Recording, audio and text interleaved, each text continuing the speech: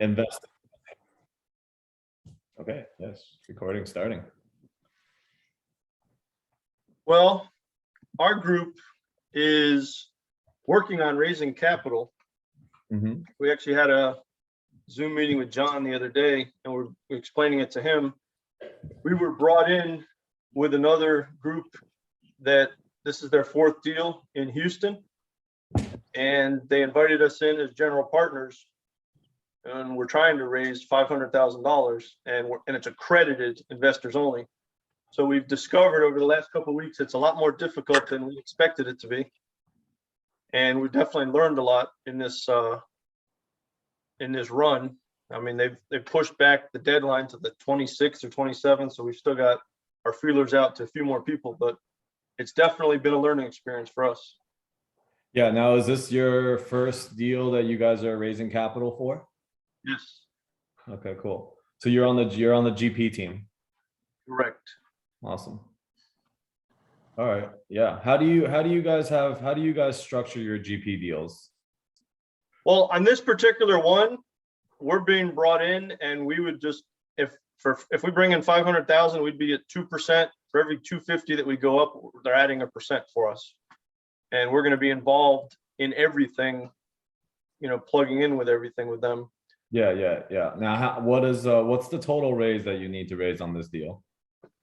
6.5 is the total, and as of last week, Thursday, they had 3.25 in the bank, and they've got several commitments, but like they said, it's first come, first serve.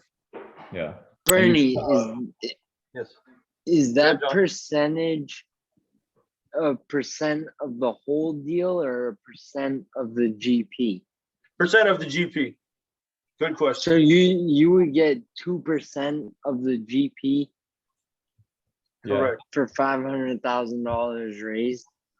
Correct. It's not bad, because if he raised the entire thing, basically he would get like 23 or 24% of the GP position. Yeah. So usually between 20 and 30 for the capital raisers is good. Just want to make sure. And we've spoken with multiple different investors and sponsors over the last, I'd say 2 weeks, and several have recommended to us, yes, this is a good deal because it's going to help us, immediately get 168 under our belt without really having to do too much work. But we've decided to lower our number on our personal deals we're going after to more like 10 to 100 for our first, deal or two, because it's just going to be much easier and much quicker for us, is what we're understanding from talking to several people, John being one of them. Yeah.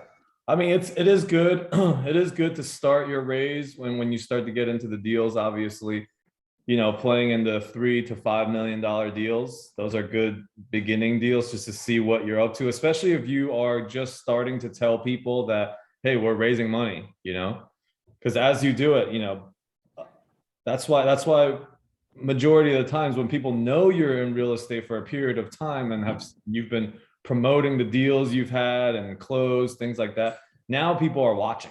You got the camera on you all the time, the lights on. So and what you'll be doing is every time, even though maybe you're not going to get a lot of no's, but those are all seeds planted. You want to consider like, hey, those are seeds planted, and it's a good start. It's never a failure, even if you don't get a yes. Right. And the thing is, we all know people on my team. There's 4 of us, and people that have money, but they're not all accredited investors, and that's the issue we've run into. They're not making the 200,000 a year or have the $1 million in the bank or 300 as a couple, but they're like, hey, when you come across something else that I can put money into, reach back out. So, I mean, we've got, we're like you said, we're planting the seeds. We're starting to build those relationships. Yeah. So I think it's good, that's why the beginning deals, like if you structured it as a joint venture, is good.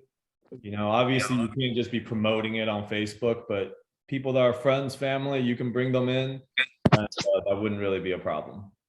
Right. Exactly. Yeah.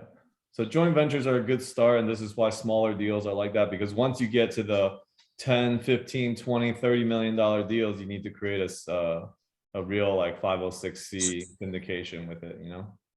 Right. Yeah. Cool. So, I mean, we'll just get started and, you know, people will hop on as they do. Usually, you know, between 20 minutes into an hour, and that's when everybody's kind of hopping on, but we'll see. I forgot to send out the link and everything to the mastermind. So I just did it a couple minutes before the call and we'll see who comes, but the recording will be there for everybody. And yeah, but welcome. Good to have you all here. And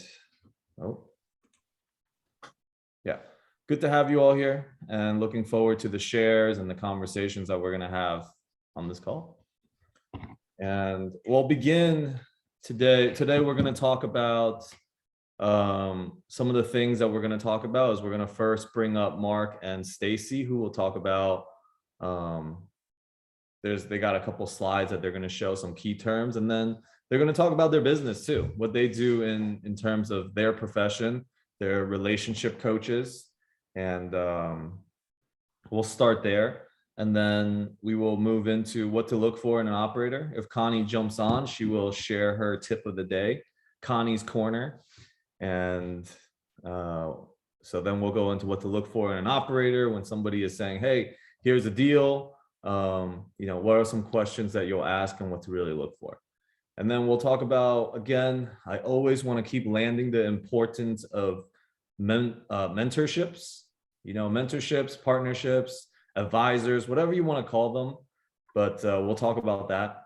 And we'll also talk about what it looks like when you don't have a mentor. You know, we'll do a little comparison.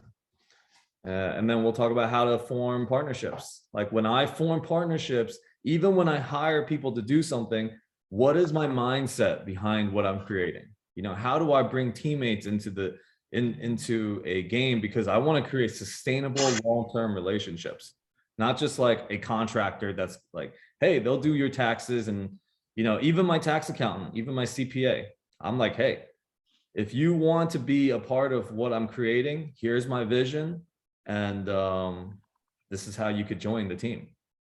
You know, because I want my CPA, I want everybody working with me to be invested in the vision.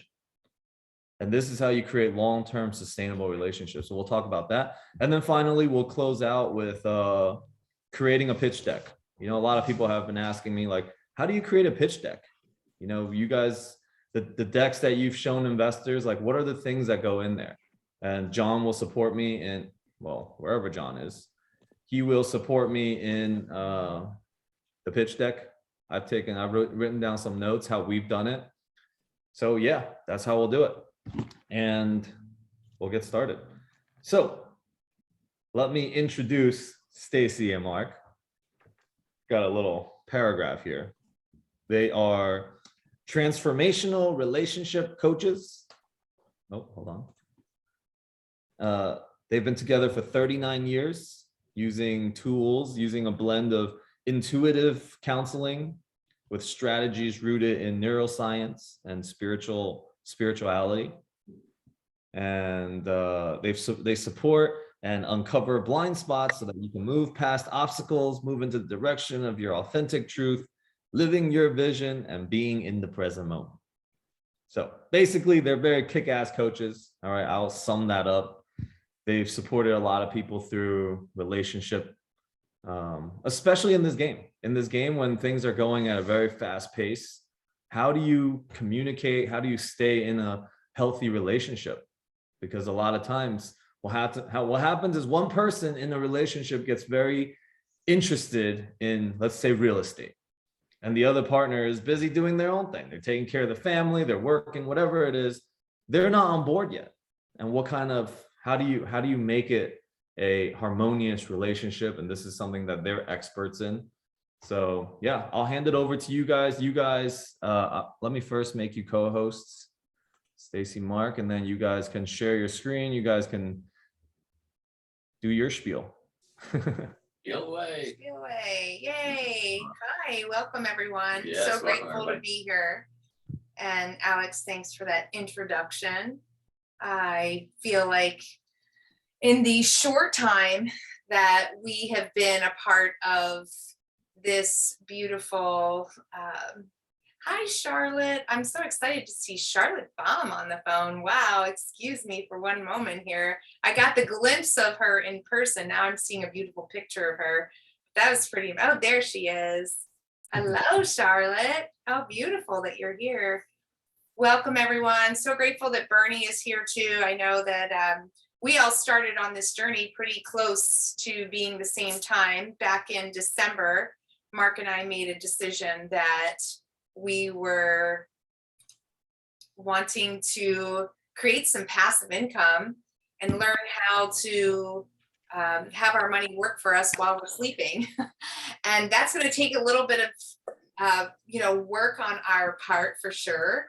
And definitely, like Alex was saying, having a mentor is definitely the key component when you are in a relationship, especially whether you're doing this as a belovedship that is now turning into a business partnership, or that, one person, like Alex was saying earlier, one person is doing one thing and then the other person is, focused on their job or what have you. And then you bring this beautiful equation in of investing, real estate investing, and what that looks like, whether you're going to jump in and be an LP or just like Bernie was talking about, they just jumped into, a GP, position, and knowing how much work it takes to be in that position as well. So in this time, we've noticed, since we've been the observers as well as the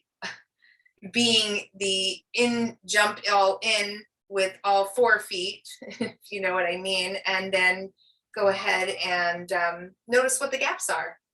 And I feel like one of the gaps that we definitely noticed was how do we create equanimity in the relationship, meaning peace, harmony, and balance into this relationship when we have so many different roles that we're playing in our life.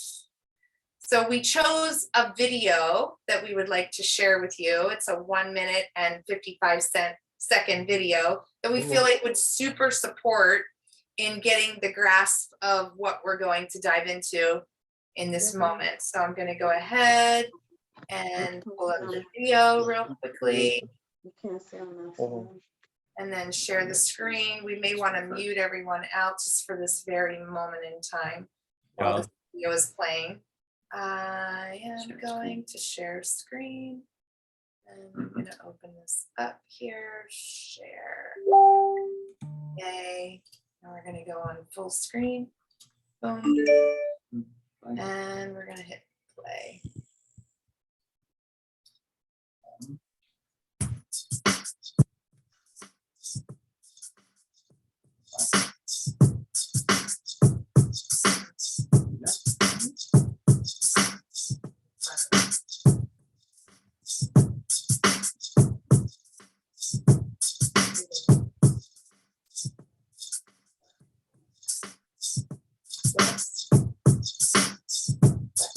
Like stuck. No. Sorry about that.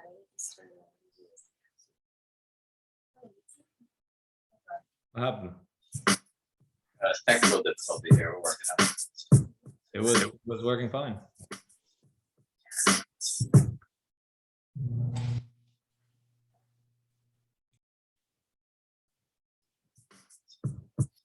Different video. We got like totally one. I know. What happens now? There's a well-known story about a university professor who wanted to make a point about how we make the most of our time. The professor stood before his class with some items in front of him. When the class began, without speaking, he picked up a large empty jar and proceeded to fill it with rocks about 2 inches in diameter. He then asked the students if the jar was full. They agreed that it was full. So the professor then picked up a box of pebbles and poured them into the jar. He shook the jar lightly and watched as the pebbles rolled into the open areas between the rocks. The professor then asked the students again if the jar was full. They chuckled and agreed that it was indeed full this time. The professor picked up a box of sand and poured it into the jar. The sand filled the remaining open areas of the jar. Now, said the professor, I want you to recognize that this jar signifies your life. The rocks are the truly important things, such as family, health, and relationships. If all else was lost and only the rocks remained, your life would still be meaningful. The pebbles are the other things that matter in your life, such as work or school. The sand signifies the remaining small stuff and material possessions. If you were to put sand into the jar first, there is no room for the rocks or the pebbles. The same can be applied to your lives. If you spend all your time and energy on the small stuff, you will never have room for the things that are truly important. Pay attention to the things in life that are critical to your happiness and well-being. Take time to look after your health, play with your children, go for a run, write a letter to your grandmother. There will always be time to go to work, clean the house, or watch TV.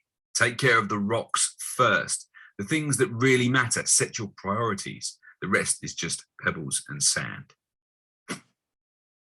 Yay. So I just want to hear, like, what, if you want to just post in the chat here, what was your takeaway from this? What was your takeaway? Let me just share. What was your takeaway? Just give one great win from that short 1-minute video. What'd you get from that? Anyone get anything? Yeah, dude, focus more of my attention and time on the rocks, on the important things in my life. Yeah, which is my relationship with my beloved, hanging out with my dog, you know, cultivating my relationship with friends, family, all of that. So yeah. Yeah, and Alex, what you do great is you dive into one of your most, key accolades in your life, which is your music. You dive right into that music and you tune in and you get tuned into yourself, right? And that is, to me, what I feel. Go rock climbing more often. I like that. That's great. Thanks, Svet. How do you say your name? Svetlozars? Just Svetla, which means light in Bulgarian. It's like a sunlight. Nice. Lovely. And I don't want to interrupt, but I adore you guys, and I'm stepping out. I love you guys. Thank you. Nice, Bella. Bye for now. So basically, we feel like what we've noticed in this realm of things is that time blocking is one of the key components to life. We have 168 hours in a week. And as we get to create this equanimity in our life, which is balance, harmony, and peace, we really get to, we have a calendar, and that calendar is a calendar that we share. And that calendar gives time blocks on, if it's purple, that shows you that's our personal time. Then we have our real estate investing time that may be a dark green color. We have our other businesses that show us a different color, so that when we look at our calendar, we see that there's balance in that.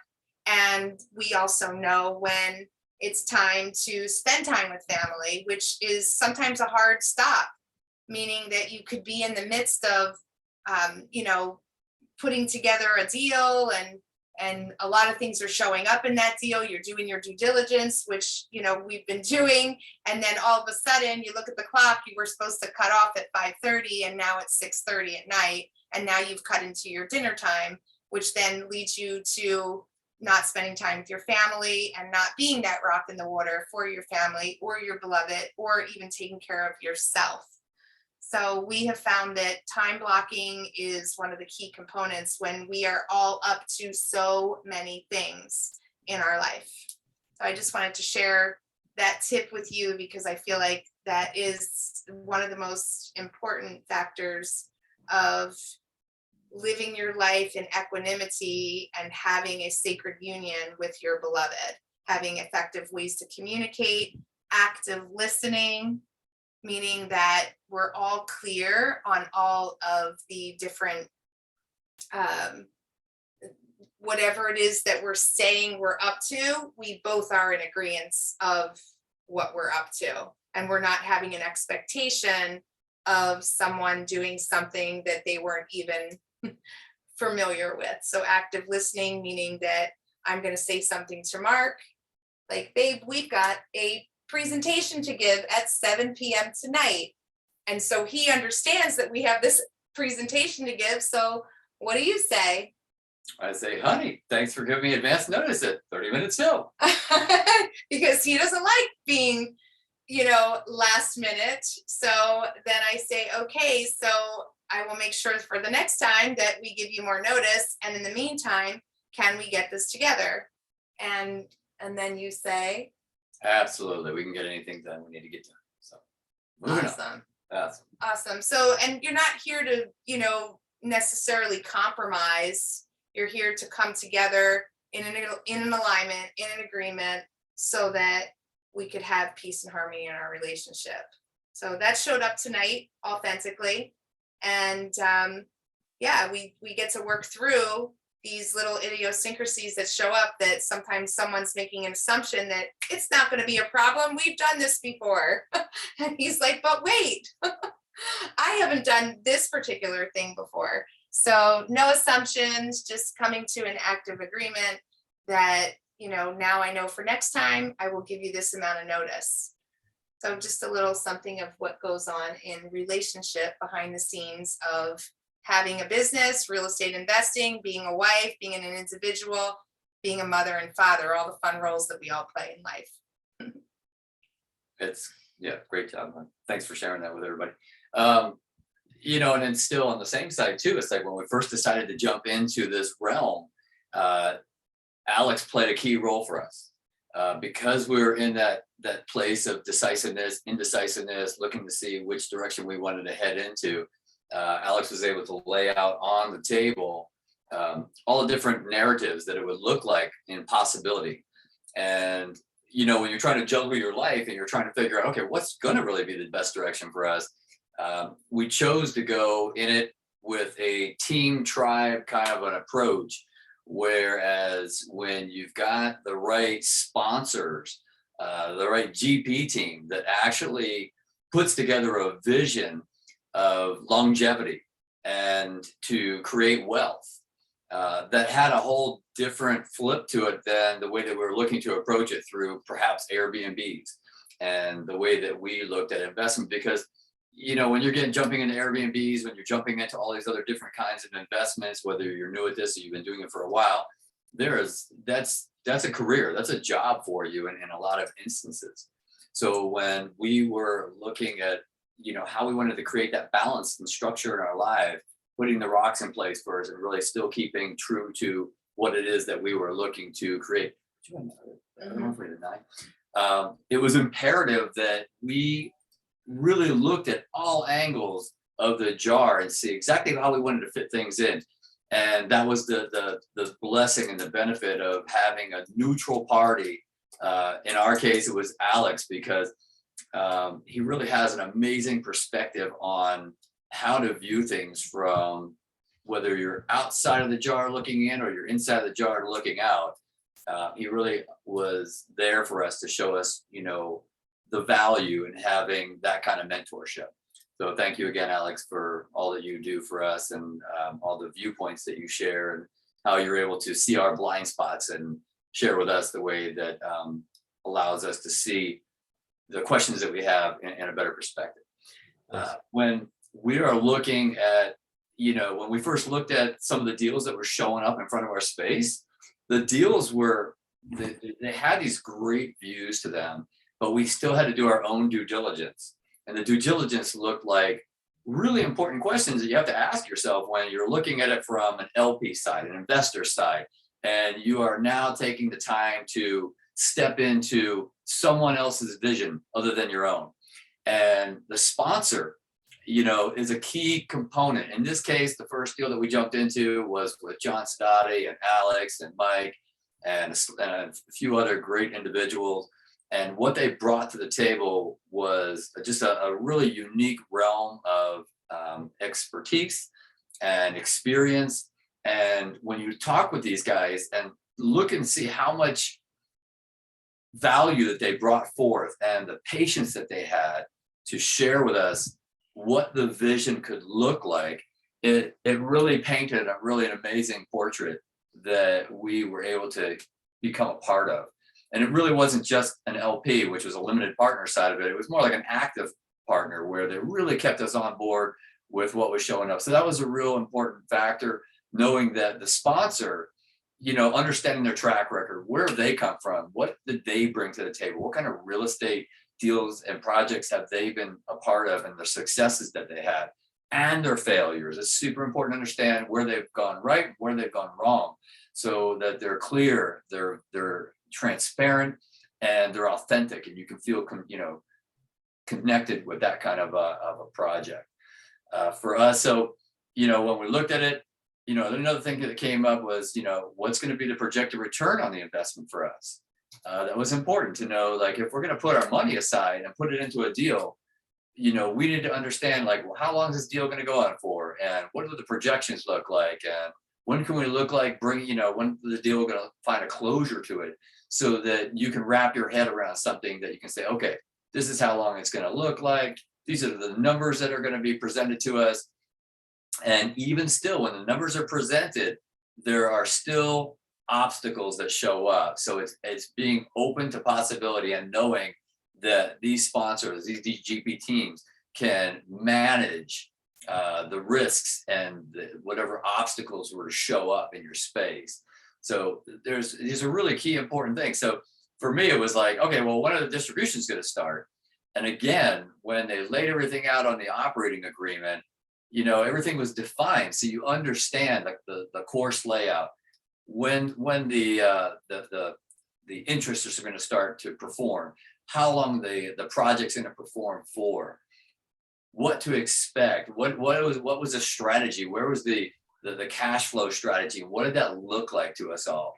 So in this case, on a industrial commercial storage deal, it had a lot of meat on the bone, and even with the adversities that showed up within the deal, the guys were still able to manage through and make things work out for the investors, because the key thing at the end of the day is that the investors want to know they're going to be taken care of, and that their investment into the strategy was really being looked after, that all the risks were going to be managed, and that that the bottom line was that we're going to make money, and that is the key. So on this case, the strategy was, in 3 to 5 years, was to refi, because the value in this specific area that this particular project was going on had a huge upside potential, with raising value adds, bringing in new strategies to create more cash flow, and then to refinance and pull out the existing initial investment into the actual property. Through that, we were able to learn that, the vision that the GP team, a lot of it had to do with Alex, DeWay, and John, that they presented the whole structure, was that we pull out this initial investment and then we roll it into another. So now what we're doing is we're compounding the interest flow from one, and we doubled it. And so when we understand that the structured experience with all these men and ladies that are involved in creating a wealth structure was to keep duplicating the process and keep rolling the money, the initial investment, and keep doubling it, quadrupling it, until it created wealth, long-term wealth. And when you have that kind of structure and you understand a strategy that is presented by the operating team, then you know that you've got a solid foundation to stand behind, and that your best interest is being followed. And then also knowing that, how are they communicating to the investors? So, well, how are you guys going to communicate this? So in their structure, they were, it's a specific way that they were communicating, whether it was on a quarterly basis or a monthly basis, holding Zoom meetings, bringing everybody together, so they're updated as to where the strategy is heading, where the project's heading, where and how the money's flowing, and if there's anything that needs to be mitigated in the process, so that they can show you, okay, well, this is what's showing up, this is how we're going to structure this. It might not show up as planned, but this is the way it's going to show up a little bit later on. And and also knowing that it still will hold its value as initially explained to the investors part of the team. So that was really what, for us, it was a huge process. And I know that was a lot to take in the moment, but as a couple, you know, when you're listening to this and you're questioning everything, you're really trying to reach out to specific individuals on the team. So you're getting a feel for the team. You're getting a feel for how this relates and interacts with us and our strategy for investment moving forward, creating the passive flow income was vitally important. And knowing that the people that you're talking to are patient, they're concerned, they have your best interest in mind, were all very important factors for us. And even still with all that, you know, within our relationship, we still went through ebbs and flows through the whole process because, you know, it's sometimes there's a process in surrendering to trust, surrendering to control, surrendering to the way that you want to see it done. So that's a process. But in life, when you can really just extend out your trust to others and believe in something that they can provide and bring forth for you, there's a relief and understanding that you know that you are in the right place. So again, Alex, John, Mike, and all the rest of the team that were a part of all this, you know, thank you for all your efforts and, you know, bringing things. What was the scariest moment for you in this whole, I mean, when you, as an investor, I mean, a lot of people here want to become GPs at some point, want to, you know, I think the ultimate goal is just to be a passive investor. That would be the ultimate goal. But as you're on the left side of the wealth creation and the wealth preservation line, when you're in the wealth creation side, you do want to figure out how you can maximize your returns wherever along the way, trading your time for dollars, right? So when people are stepping into the general partner, when people are stepping in to become general partners, what was for you as an investor coming in, like the scariest moment, you know, where you had to make a decision, you know, where was the biggest doubt? I think for me, the biggest challenge for me to overcome truly was putting forth a significant amount of money to tie it up for a period of time and believing that the projections are going to happen. So for me to overcome that was one of my biggest challenges. And if I were going to really truly become a really good passive investor with the money creation for the long term, I was going to have to trust that that was going to, you know, work as the way that it was laid out to work out. And, you know, time tells with anything, but, you know, with any kind of investment project that you go into, there's always risk involved. And, you know, you've got to believe in the project, the people that are in behind it that you're jumping on board with. Yeah, great. So, I mean, how, do you guys have more you want to share, or we can go? No, I think that was where I wanted to share. I just, you know, I hope that, you know, with some of the people that are on the call tonight, that if you have similar things that are showing up for you, or you know, you're stepping into this realm, you know, tying into a great tribe. This to me is a tribe. Typically there's like 50, 60 people on here, and there is all realms of knowledge in here, and, you know, offering this knowledge and supporting one another, and then really creating something that can flow forward, that we can all be a part of, that we can learn from one another and bring forth our individual talents, that we can create something bigger than ourselves. And it really takes a tribe, a community, in order to produce that. And thank you again for Alex for, you know, pulling this all together and holding the space. Yeah, thank you guys for being here and contributing. Appreciate you guys. Welcome Michelle, welcome Pablo. Yay, Michelle's here. Okay, so like, I think this is a great segue into what I wanted to talk about next, was what you're looking for in an operator. You know, and this works when you're listening to this, whether you want to be an operator, you're learning to become an investor, it's important to listen to what anybody is saying. Everything will pertain to what you're doing. When a general partner, somebody that's sponsoring, is speaking, you're listening to, like, all right, I'm an investor. Like, do I trust this guy?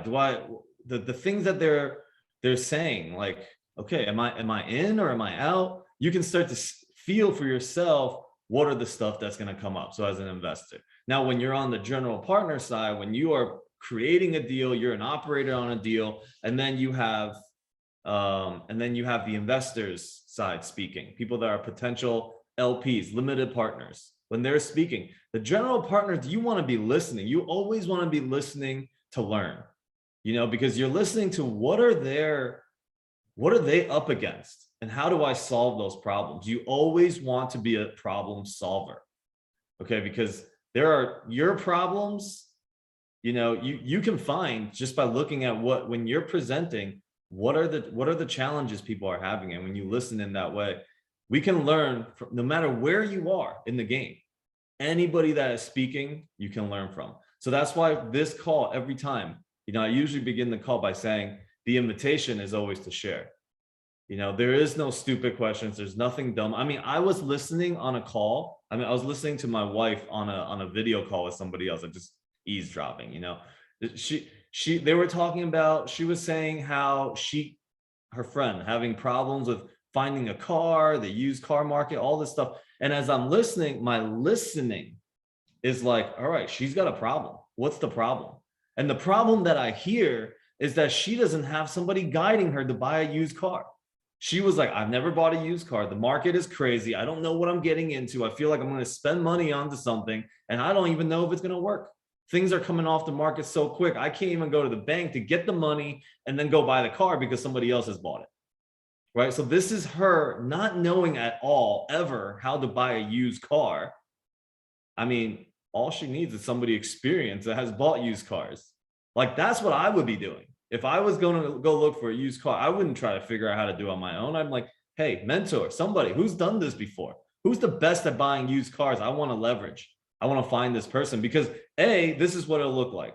You hire somebody, you give them a piece, you give them a $500, $1,000, you buy a used car. Okay, at least you have expertise in picking out the car.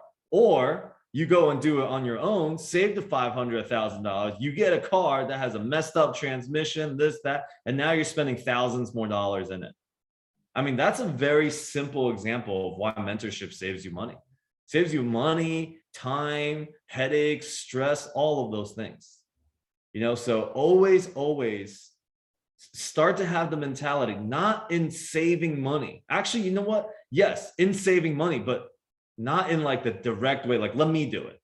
Let me figure out how to do it. Let me solve it myself. You will really actually save money when you spend money to get expert advice. That's how you save money and time.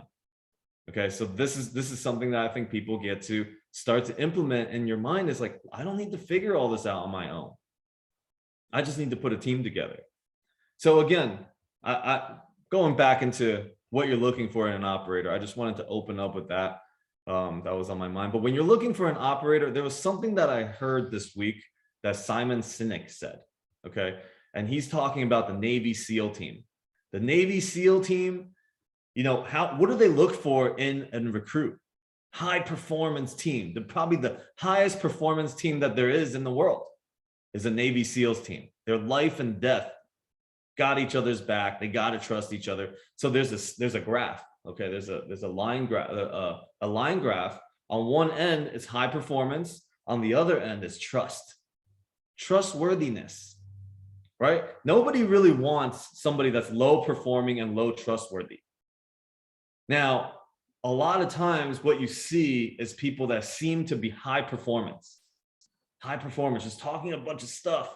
Yes, creating results, this and that. They're high performance people, but I don't know, maybe their trustworthiness is maybe in the middle towards low end, and he said that those are people that they definitely do not want on their team. The Navy SEALs do not want high performance, low trustworthy. That's the one that they definitely X out right away. All right. They would rather take low performance, high trustworthiness. Okay. I mean, they're looking for medium trustworthiness, high performance, or medium performance, high trustworthy. Okay. They rather, trust is the most important part in the equation. So when we're talking about investments, it's no different.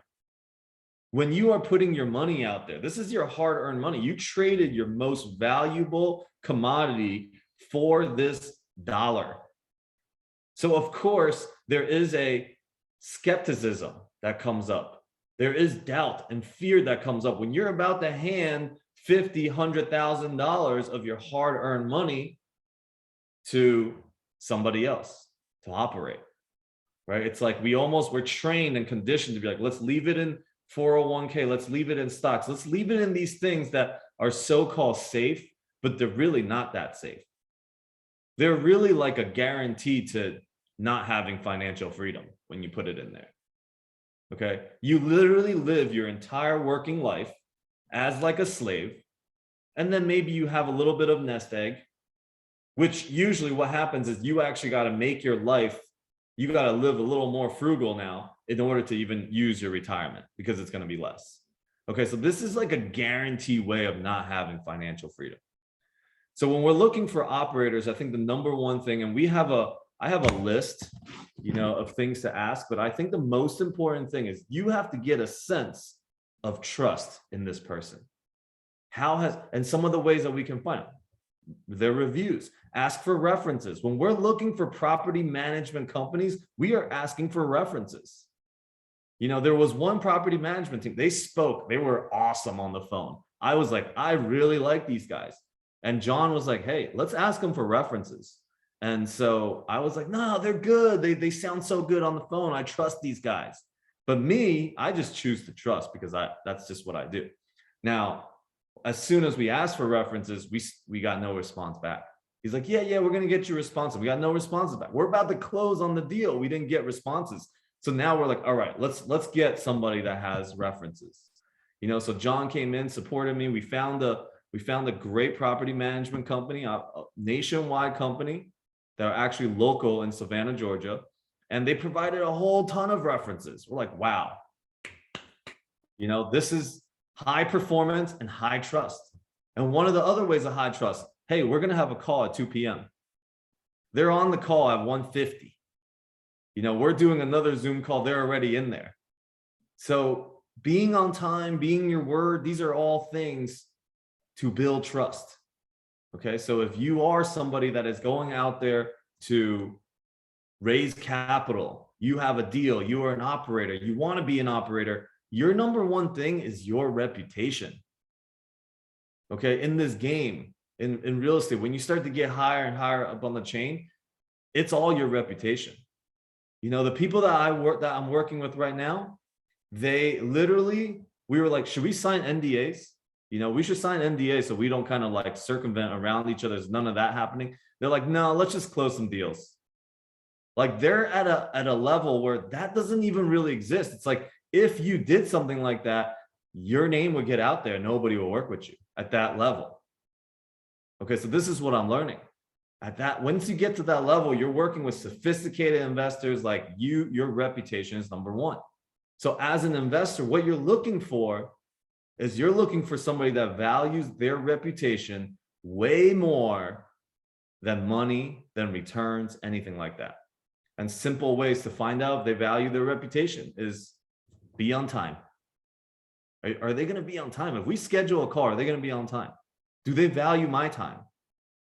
Or are they just this like big shot? Big shot, they don't communicate. They're just like, it's a privilege for you to invest with us. Or are they actually looking out for your best interest? So some of these things. Now I'm going to post in our Facebook group a bunch of questions that you should, strategy questions that you should look into when you're being pitched a deal. How many units, what's the NOI? These types of questions are simple. It should be on their investor deck. So also their reputation looks like how well they put their deck together. How well do they know their stuff? Like if they don't know it, if they're going to pitch you a deal and they sound like they don't know what they're doing, probably they're either beginners or, you want to tread carefully. Okay, so being professional, that's one of them. All right, so that's just a couple things I wanted to share about operator. Anybody here wants to, chime in at any given point? We don't have a lot of people, so we don't have to do like the hand raise thing. You can just unmute yourself and share. But I think trustworthiness, reputation, these are things that are worthy of speaking over and over and over again until it lands, until you have an experience around it. Because otherwise, all the stuff that we're saying all the time, that Grant is saying, that I'm saying, and everybody else is saying, they're just concepts. Until we have the experience, until we're ready to hand our money over to somebody, you know, we will have that's an experience around it. Hey, Alex, can you share the link to the Facebook page in the chat, or send me the link, please? Yeah, sure. Charlotte. Thanks. Yeah, I will do that in a little bit. I'll do that before the end of the call. Excellent. Thank you. Okay. Any questions, any comments anybody want to add to as an operator? Whether you're an operator or an investor, you know, feel free to jump in on this conversation. So I just wanted to add to the idea of having the great reputation. Grant Cardone definitely has that. Well, in my book anyway. And for most, everyone he's building his relationships with. Yeah. And I feel comfortable paying a lot of money to him for a lot of different classes and events that they have that I would never, and people think I'm crazy for the money that I pay to go to the classes, but I believe in it and I know that it's what's going to help me grow my business. Yeah. And how do you feel so far? I mean, you've invested a decent amount of money into whether it's his events, his courses like that. How do you feel about where you're headed, the trajectory of where you're headed? What are some takeaways? Yeah, I know that with them on my side, I know that I have connections with them. I'm doing the mentorship weekly. I think I've even gotten on another one on Wednesday nights. And it's just great to stay connected with them and make sure you're putting in the work, doing what you're learning, because that's the important part about actually succeeding on their programs. Yeah. And I get that. And they tell you that it's the only way you're gonna make it work if you do your part. Totally. And, yeah. Yeah. And I think putting the money in helps too, because it makes it more like you have to do it because you invested all that money in yourself, in your business. Yeah. The more you pay, the more attention you will pay. Yes, That's what definitely. he says. Okay. So that's why he's, you know, he gives tons of content and tons of things out for free, you know, and the people that are underprivileged, the people that are in third world countries, he's got a foundation literally to give all the stuff that we're paying $25,000, $30,000 for away for free. Yeah. You know, because for them, they can't even fathom paying for that. For us, it's like, you just got to figure out how to come up with the money so you pay attention. Because the information is free, people still aren't paying attention. Right. And so many people rather be in this victim mode of blaming the government, blaming, you know, rich people, wealthy people, rather than just commit some time, commit some money to a course, to watch videos, to read, you know. And yeah, he's also got a veterans program. So he's kind of like Robin Hood a little bit. But you know, he really wants to help people. You can tell he really wants to help people, and a lot of times he will say things that are very blunt and will trigger a lot of people. I have so many people that are like, I completely am turned off by Grant Cardone. Show me one more picture of your jet. And you know, that's the mentality. This is the attitude that people get to shift. I mean, you see somebody that's wealthy, if you are like, oh, wealthy people are assholes, there's an incongruency. You want to be wealthy, but wealthy people are assholes. So really, there's an inner battle inside you already that's holding you back from getting somewhere. That's holding you back from investing in the deal, you know, from the regret of like, man, I should have done it a couple years ago. I have so many friends that are like that. So many, and I don't want to surround myself with those people. So, you know, I'll speak to them. They can come on these calls. Like, I'm very friendly with all of them. And some of them were very close friends. We just aren't really that connected anymore because look, I'm up to things. I want to surround myself with people that will take action, that are willing to pay to be in the game. You know, that's who I want to surround myself with. I don't want to surround myself with naysayers, people that are skeptical about everything. You know, I have friends literally talking about, oh my God, real estate, the interest rate is down. The interest rate's high. Oh, it's down, it's high, it's down. It's not a good time. It's never a good time to buy for them. But always they will say, damn, 3 years ago, I should have bought. Man, look at that. That was $160,000. Now it's $600,000. Oh, I should have bought. Even though 5 years ago, maybe 160 seemed really high. I'm watching a TV show called Queen's Gambit.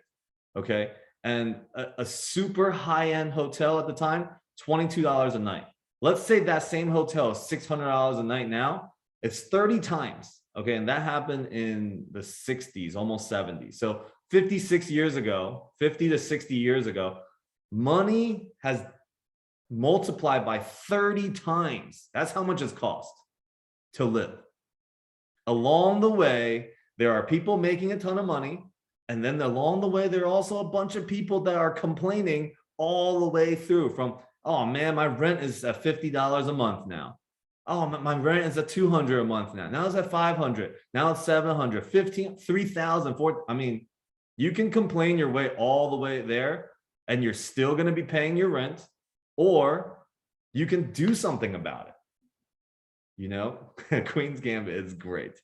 So, you know, right now we're looking at real estate. Everybody's looking at, oh my God, interest rates are going up. People are going crazy. People are afraid. And this is what I'm going to say. The reason why being on these calls, watching videos, having a discipline around growth in your mind, around financial freedom is so important.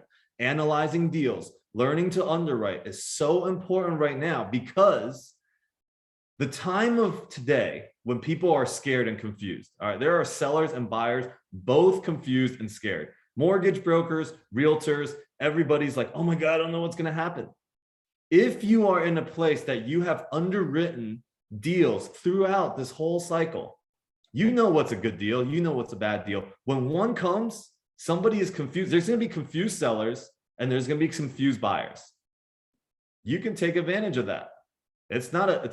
Don't have any negative judgments on yourself for taking advantage of the market. You're not taking advantage. You did the work to get to the point of knowing that this is a good deal, and then also having the courage to say, yes, I'm going to put my money where my mouth is, where my work is. You know, so I'm seeing deals. I mean, I'm sure there's a couple people on here that have been getting messages from brokers. I mean, they'll take deals that are under asking price now. I mean, they'll consider it. As before, they wouldn't even answer my call if I offer asking price.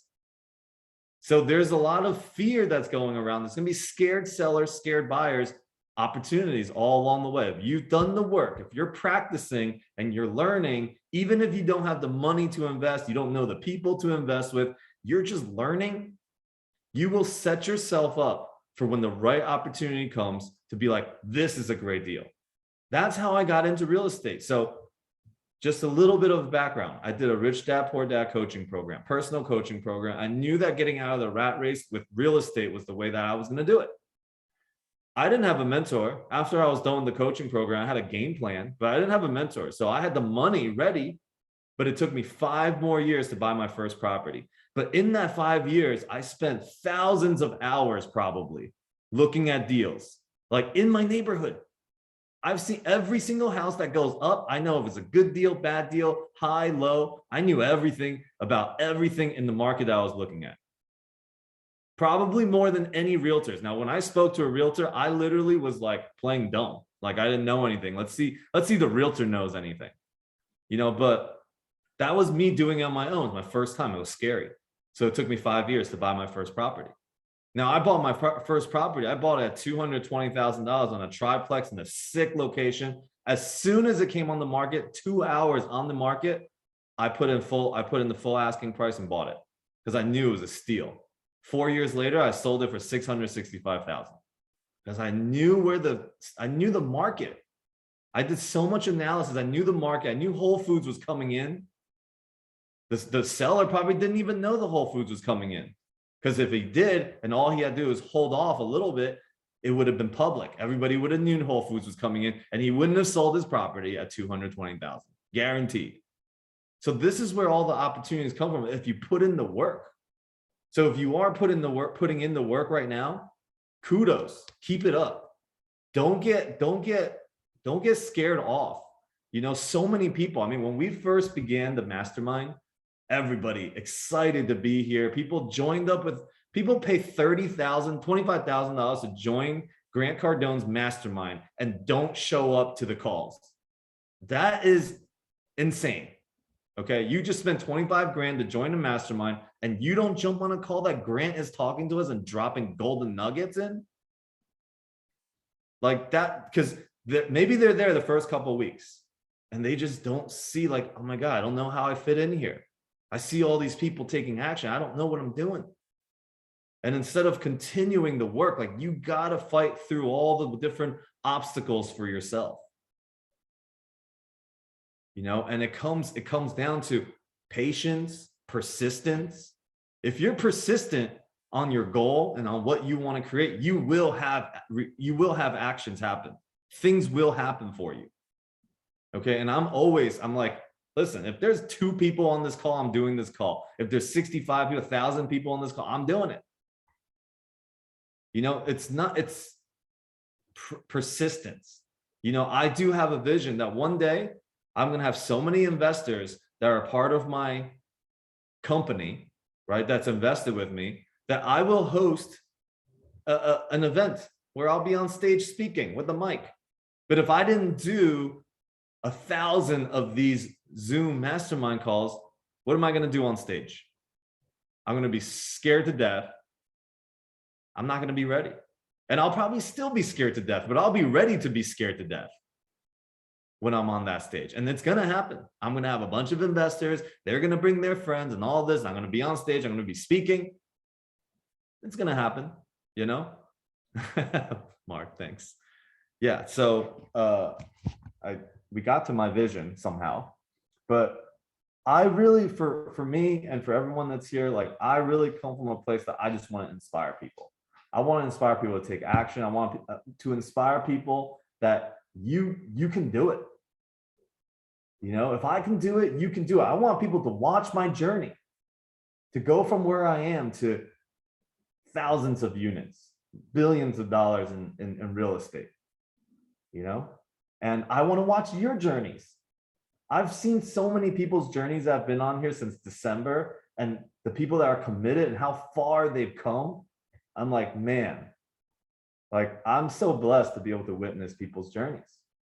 Watching people freak out about handing over $30,000 to being like, oh man, I'm so excited for this deal now, you know? And when we don't have the right mentors, okay, time is wasted, money is wasted. And I'll tell you one thing. How much time? Okay. We recently had somebody that wants to come in as an investor. My partner's like, listen, I'm going to bring him in. He's got the money. He's ready to go. I'm like, listen, he's not ready. I told him 100 times. I'm like, this guy's not ready. He's not ready. He doesn't want to listen. He doesn't want mentorship. He's not ready to be an investor with us. Somehow my partner signs a contract with him, gets a deal going. And this guy is now freaking out over, I don't know, like some interest rates going up a little bit, you know, over $5,000 for the construction costs. He's like, I'm out, like breaking the contract. I'm like, dude, get him out. I don't even want, like, you can go after him for the contract, but no, don't even give him his money back. I don't even want, like, you know, he's not ready. When he's ready, he'll be ready.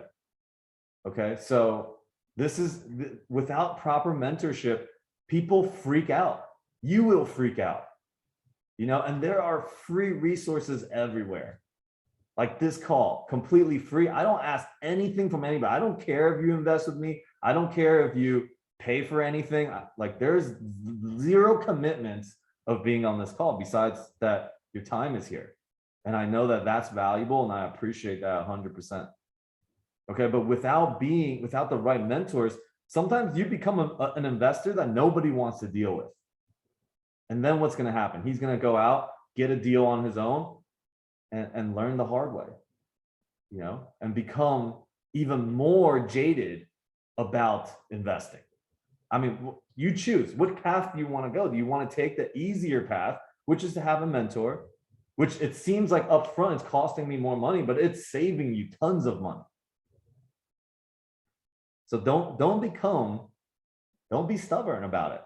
Okay. Find the right investor, find the right mentors. I don't care what it is. If you're buying a pair of shoes, or if you're somebody that invests in shoes and try to catch them while they're cheap and this and that. If you're just starting, find someone that's in the game. That's as simple as something like that. To buying used cars, don't do it on your own. Don't even research it online to figure out how to do it and then do it on your own. Listen, just find somebody, put it on Facebook. Hey, who's bought used cars before? What should I look for? Can somebody hold my hand through it? I'm sure there will be plenty of people that wants to be like, oh, let me support. Because in helping, there is a feeling of fulfillment, when we help each other. So don't be afraid to ask for mentorship. Now, again, like Michelle was saying, the more you pay, the more attention you will pay.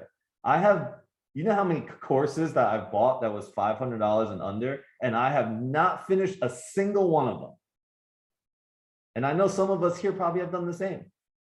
Bought this, bought that. Oh, I'm going to get started, whether it be a workout course or whatever. Don't go anywhere. You spend $50,000 on a workout course, you're going to get six-pack abs. That's the reality of it. And that's what I've actually been thinking lately. I'm like, oh man, my question always to myself was, is it harder to make $1 million or is it harder to get six-pack abs? So first of all, I don't know why our conversation is going here, but it is. But that was a question that I have for myself. I've had tons of mentorship around finances and getting to the $1 million. Net worth over that, great. I've done that. Now, what about my six-pack abs? I've bought courses and workouts and this and bought little equipment and things. I didn't spend 25 grand like I would do in a heartbeat just for a mastermind for finances. So of course I don't have six-pack abs. It's the exact same thing. All right. Like I'm like, listen, I'm going to go to the gym. I'm in a real nice gym. I'm like, I'm going to get a personal trainer. I don't care how much it costs. I want the guy, I'm gonna pick based off the guy that has the body that I want. That's it. That's how easy it is to find mentorship. Okay. And always mentorship saves you time, saves your life actually. If I don't get myself in shape, I'll just be overweight and fat and probably die earlier than I should. So mentorship saves you money, time, your life, all of it. Okay. Any questions, any thoughts about what I just shared? I know we were talking about what to look for in an operator and we went into six-pack abs and worked out. But it's all You really gave me a funny memory. Have you guys met Alan? It's Grant's marketing guy. Forget his last name. Mm-mm. He's a big guy. He drives McLaren, super rich, and cannot get the six-pack abs. So he was telling us a story where he actually was paying someone like thousands of dollars to come like slap him if he like eats something he's not supposed to. And it didn't work for long, but just this is what it's worth to him, and it's just so hard. It's easier to make money for some people than to get healthy. But also, I'm sure he's paid and spent way more hours in getting wealthy. If he goes and pays, if he gives his McLaren to a fitness trainer, he will pay attention to the fitness trainer.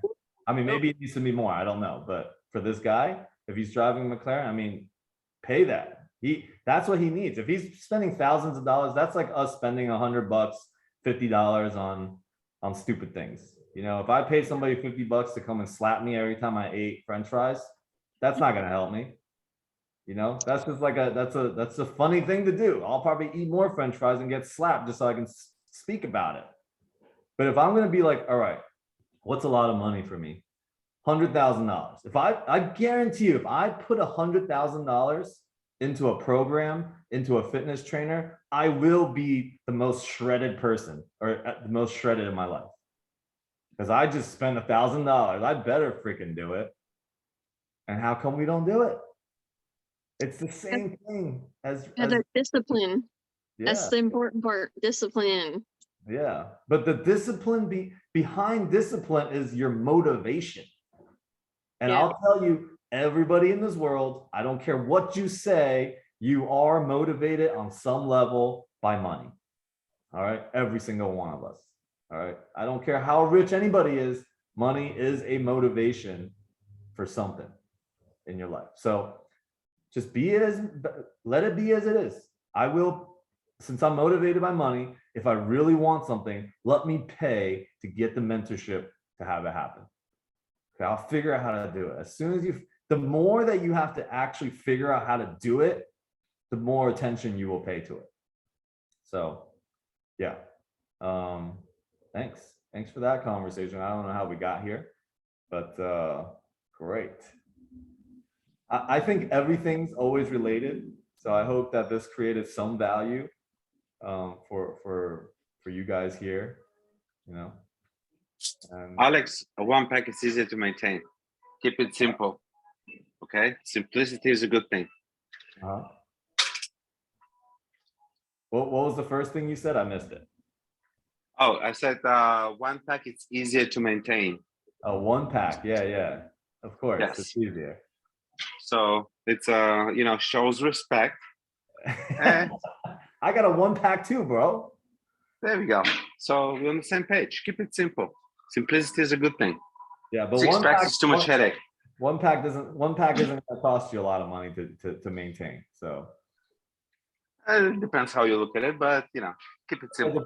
depends on what you want. You know, it's good. If you want a one pack, have one pack. If you want $1, keep your $1. You know, same thing. Yes, sir. Alex, really quick, I want to basically keep myself accountable to our group. I know I did mention for Maricela, that I wanted to look into investing, maybe to talk to them, maybe they can work with me. Unfortunately, I put them even more into the crypto. I know there was a crash last week. So anyways, long story short, I have a paid off apartment in Bulgaria. So it's on my actually oldest brother's name. I'm gonna look into to see how it works to get to pull money out.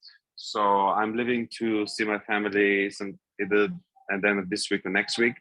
So I'm looking into to see how that works, with equity, whatever that is. So hopefully it's going to be 10% or less the interest. So to be worth. So hopefully I can pull my money out and so I can walk the talk.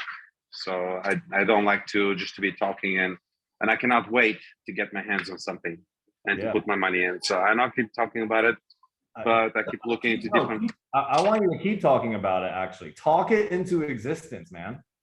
Yes. Keep talking about it, because the more you talk about it, the more you speak it to people, the more you're allowing them to pull you towards your goal. If you don't speak about it ever, you will let yourself off the hook. But the more people speak it too, yeah. Okay, great. We are all witnesses now. All right. So by when you gonna have a property? When you gonna buy a property? When you gonna invest?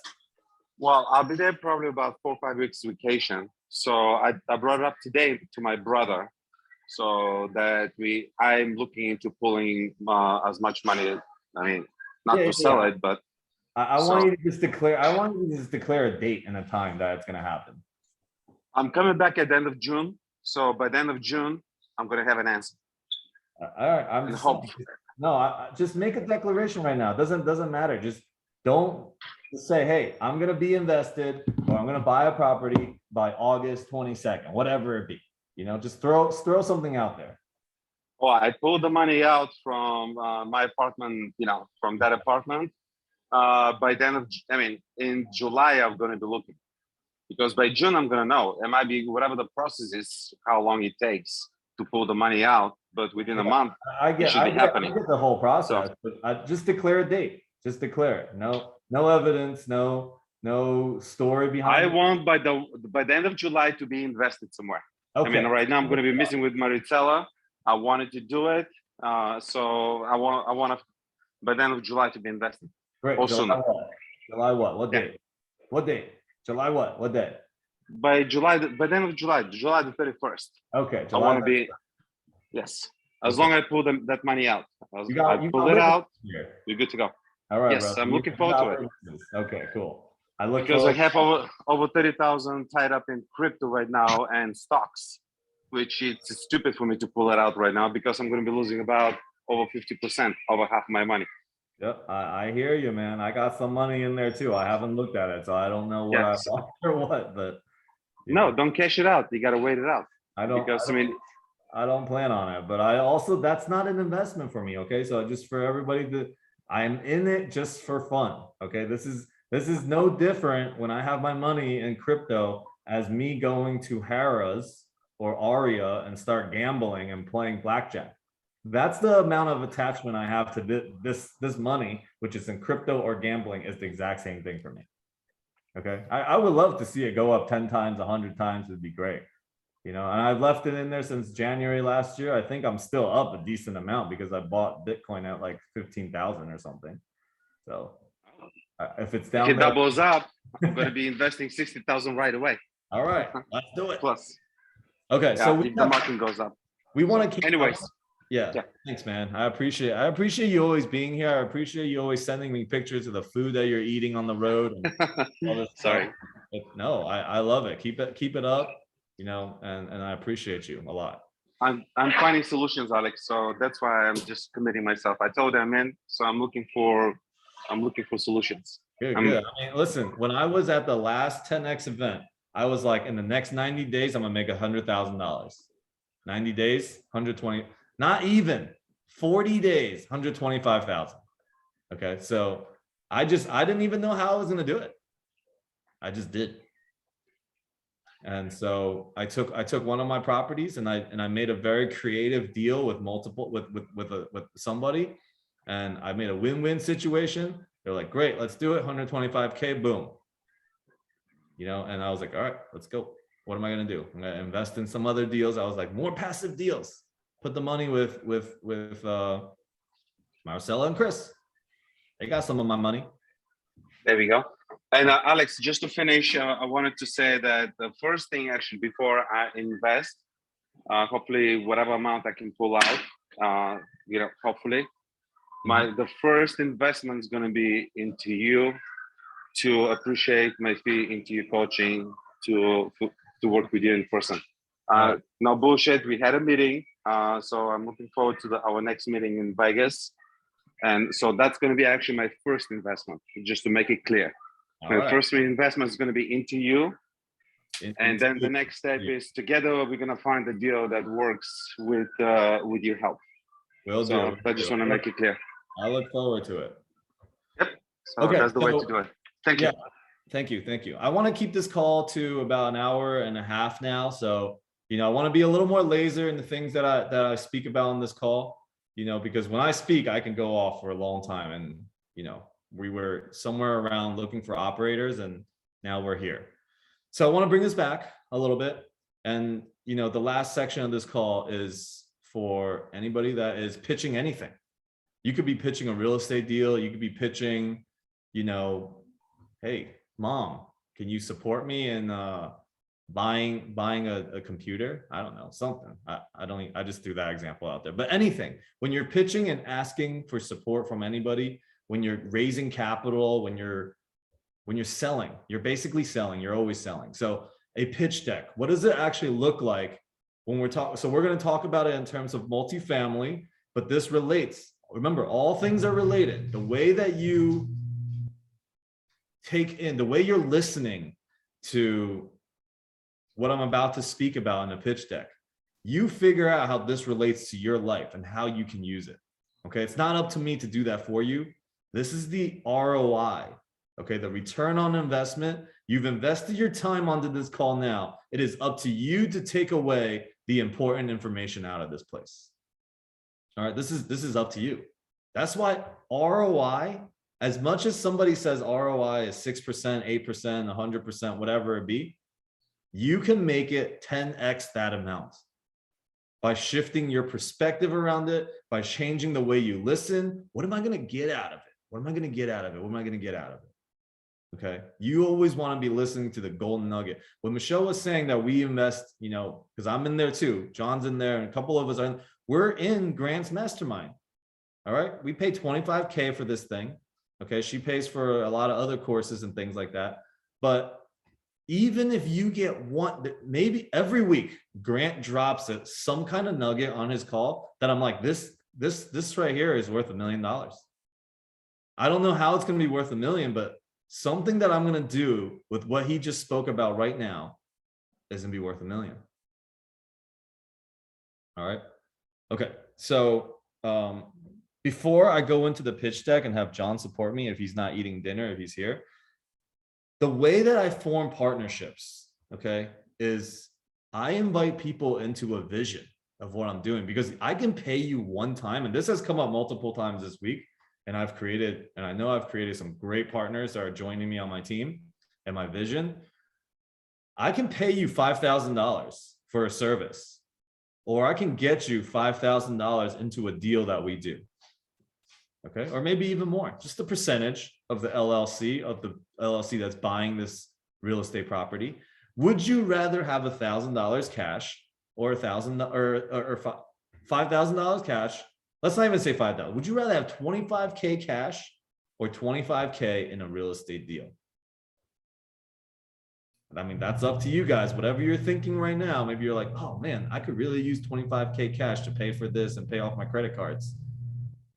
But when you have it in a real estate deal, it's paying you dividends and it's growing.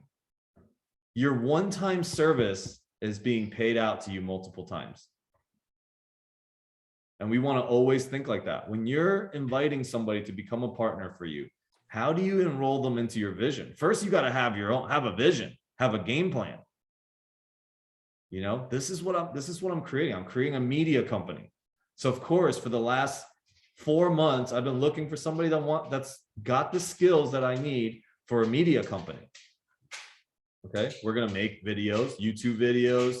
We're gonna break them into smaller pieces, blast them out, you know, put it on, you know, have an email campaign, all this stuff. This is nothing. I have zero interest in doing that myself. Now, most people's mentality is, let me learn how to do it myself and do it. I can save money.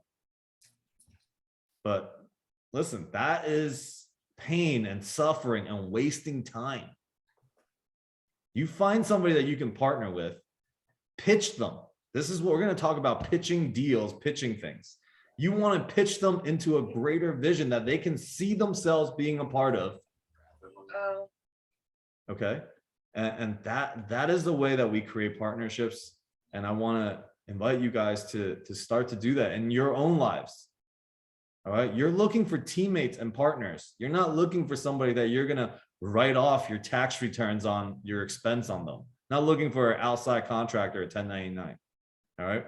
So creating a pitch deck. And anybody here, well, if you're watching on replay and you have things that you want to add to this, just post it in the comments of the replay. You know, things that if I missed anything, or things that you think you can add to it, or you have more questions around it, just ask me, stop me at any point. This will be the last segment of this call, and then we'll take just a couple questions before we close out. Okay, so creating a pitch deck. First or second? First. Okay, first. First is, who is your avatar? Okay, your avatar meaning, who are the people that you're going to pitch to? Are you pitching, like Bernie was saying earlier, are you pitching to people that are accredited, or are you pitching to people that are non-accredited? It's important to know who you're looking for in this deal. All right, so you identify, I got a deal, and am I going to be pitching to people that are accredited, non-accredited? What's the avatar? What's the people that I'm looking to speak to? All right, so you got to know that. Second, you got to know who you are.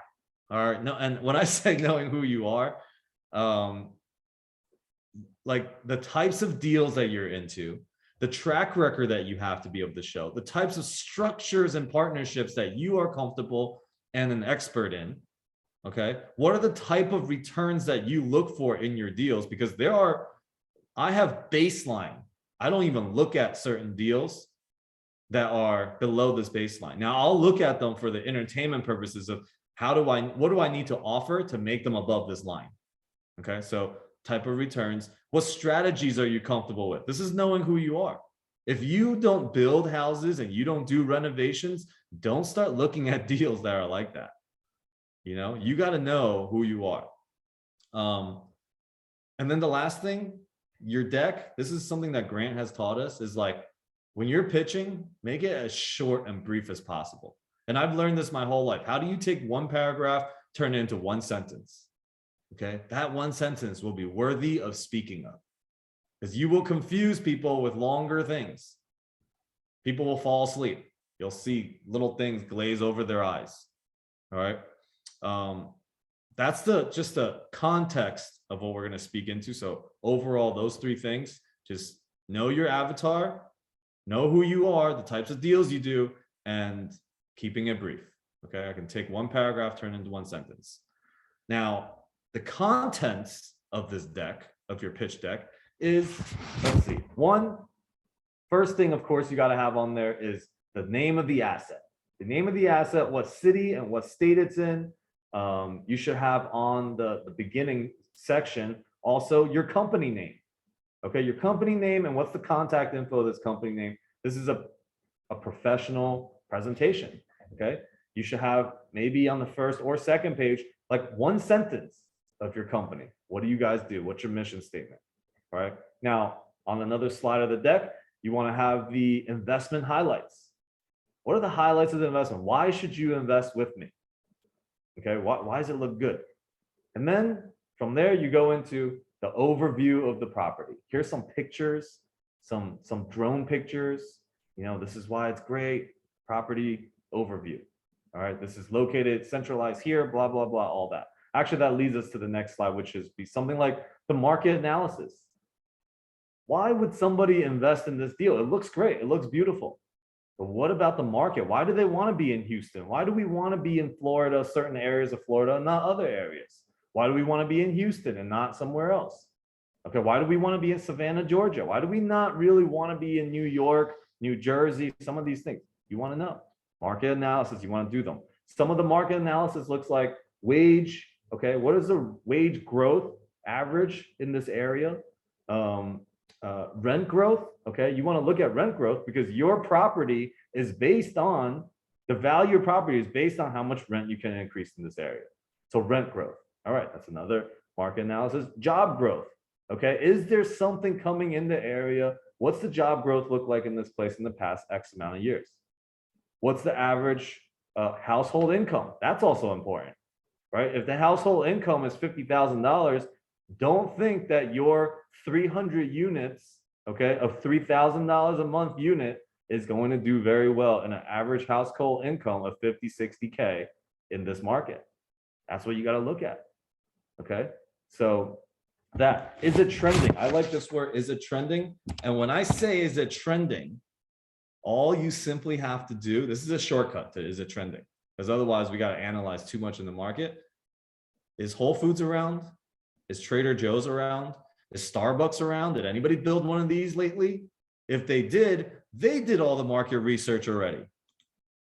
Okay, piggyback off of them. This is one of the shortcuts in investing in real estate, is to piggyback off of Whole Foods, Starbucks, Trader Joe's, these companies that have done, they pay millions of dollars for people to do market research. All right, you don't need to do it. I mean, do it, but that's a great indicator. Wow, they just built a Whole Foods right here. That means this is the type of area that can sustain a Class A building. All right, this is the type of area that a Class C is probably going to start going up in value because they placed a Whole Foods here. Whole Foods knows something about this area. Great. So that's what I mean when I say is it trending. And John, please support me in at any point that you feel like I'm missing something. Okay. Another part of the deck, you should definitely have your business plan, which is if you're an investor, and keep it as simple as possible. Okay, keep it 1-pack, not 6-pack. So you want to say, if you invested $100,000, this is the returns that you will look like. Because some people don't even know how to calculate. You're like, hey, the preferred return is 6 and 8, and and this is your IRR is 17, and we're gonna look to cash out refi in 3 to 5 years. Some people have no idea what the hell any of that means. Okay, make it simple. You invest $100,000. This is what it looks like. You get $6,000 a year, $6,000 a year, 6,000, and then we're gonna do 100% refi. What does that mean? You're gonna get 6,000 plus. You're gonna get the whole 100K back at this point. Now they're like, ooh, and then what? Oh, and then we're gonna keep you in the deal and keep paying you $6,000 every year. And then 4 years down the road, let's do it again. We're gonna do another refi. You're gonna get another big check. They're like, wow, I can visualize my money working. This is what I'm saying. Keep it simple. A lot of times, sophisticated operators are too sophisticated. Okay, so if you're a beginner, or if you want to cater to the beginners, this is what I said, you got to know your avatar. If you're catering to sophisticated investors, accredited investors, you don't really got to walk them through anything. You don't got to hold their hands. They're probably going to wire you money before you even send them an operating agreement. All right, then it becomes easy. Then the game is just easy. They're like, take my money, please. Take my money. Just do something with it. I don't want it in the bank. All right, they're looking for places to place deals. This is why becoming an expert in underwriting and analyzing deals is so important, because there are freaking too much money out there. It's just a matter of time before you get your hands on them when you've done your work. You've paid your dues. All right. Another part of the deck is the income and the expenses. You can show this. I mean, don't go into details. You don't need to pull out the entire financials that the broker sends you or the seller sends you. You can just literally have this is the gross rent, average gross. This is the gross rent of last year. This is what we think we can get it to. This is the NOI, net operating income. Okay, so you just put very simple things on there that people can at least digest, and people understand what sophisticated people knows what that means. Non-sophisticated people, investors, okay? You're all sophisticated. Non-sophisticated investors at least will just be able to see a couple key terms and some numbers, okay? Alex, Yes.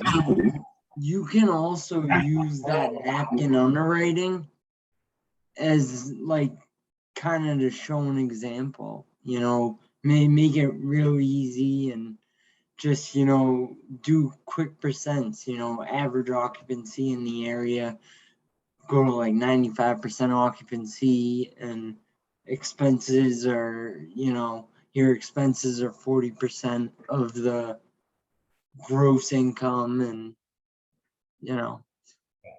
Actually, what you want to put on the deck is the napkin underwriting, really. You don't want to go much more complicated than that. Okay? You don't want to be showing them what the electric bill is every month and the sewage bill and all this, because it's just stuff that you will do as the GP team. You're going to handle figuring all that stuff out once you're in the deal. The other part that you could put on the deck, not mandatory all the time, is they're going to ask, some more sophisticated people will ask about what type of financing. Okay, so you can put in the financing like lender names, amortization period, interest rate periods, loan type, all these things. Okay, Stacy, Mark, thank you guys. Stacy, Mark. Any special terms, loan amounts, these are things that are on the deck that you can put on there. And then last but not least, you should list your members, your team members that are on this deal. Okay, you should have contact info. You can even put, most of the times people actually put the general partner team and a little bio of each partner. So you can see what are their, quickly, just to be able to look at the deck, track record, what are they involved in? What have they done? What are their experiences? I mean, if you look at, like if I showed you two different decks, and one deck has somebody that was like, I've been in sales and have been in financing. I worked on Wall Street and blah, blah, blah. I made $10 million here on these deals. Okay, great. Nothing to do with real estate. And then you get one person who's got 2,500 units under management, invested in 1,000 different units. I mean, two different decks, same deal. Who would you go with? So everything that's on these decks is designed to give confidence to the investor. All right, so when you're creating a deck, when you're selling somebody, it's always about creating confidence in them, which is to build trust.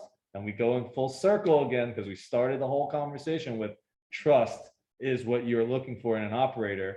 And so as an operator designing a deck, you are earning trust. Okay, this is your first step.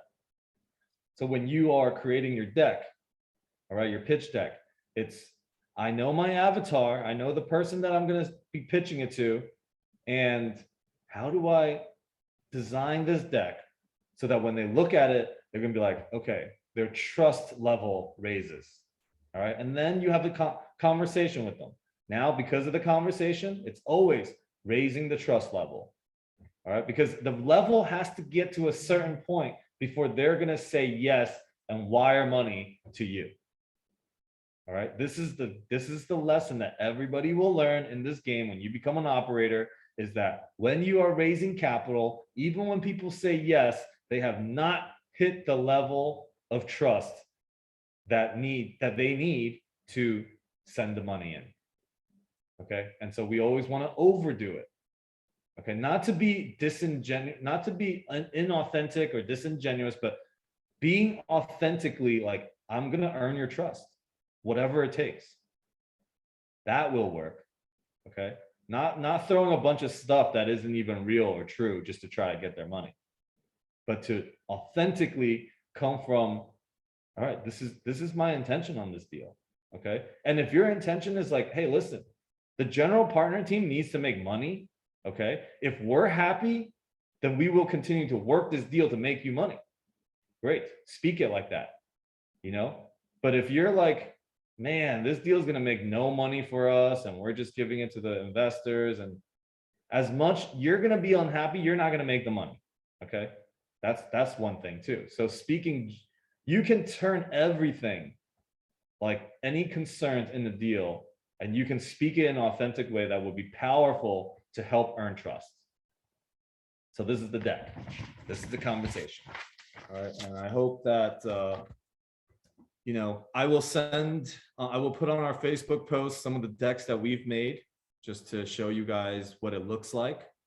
Okay, and we keep it real simple, and we are not the best. Okay, we're not saying I'm the best or I'm the #1 expert in this field, but I know what we're creating. And when I look at my deck, I know what I'm saying to my investors. So I hope that supports you guys. Anybody watching the replay, anybody that's here right now, I super, super appreciate the time that you've taken here. And yeah, any questions, any thoughts, anything anybody want to add?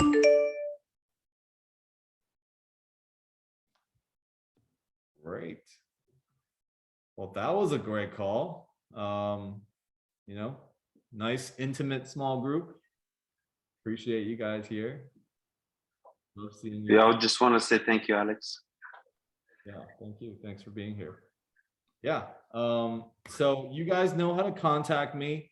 I will actually right now put the Facebook group link in here in case anybody's not a part of it.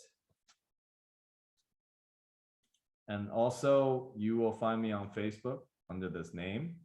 You can find me on WhatsApp, you know, anything. So I'm always looking to connect, speak in person, you know, do a Zoom call. So let's see.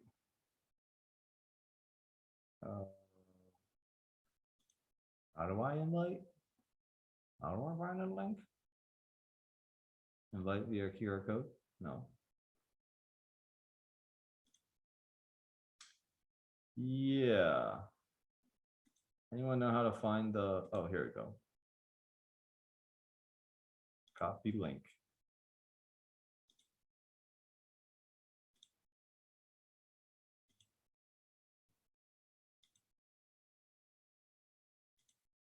To everyone in the meeting. Boom. All right. In case you're not in the Facebook group, join the Facebook group. And yeah, appreciate you guys all being here.